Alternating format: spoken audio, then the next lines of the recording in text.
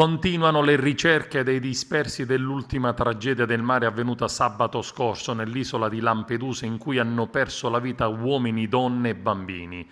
Il barcone alla vista delle motovedette si è capovolto rovesciando in acque migranti che sono stati tratti in salvo dall'equipaggio della Guardia Costiera, con enormi difficoltà causate dalle difficili condizioni meteo.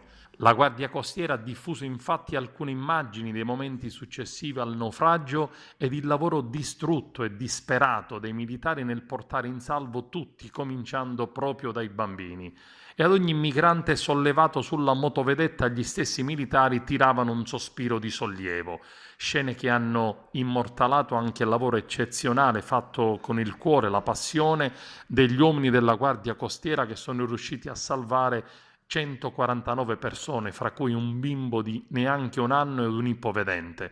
I dispersi dovrebbero essere circa 15, le ricerche sono riprese oggi a causa del mare mosso e delle forti raffiche di vento.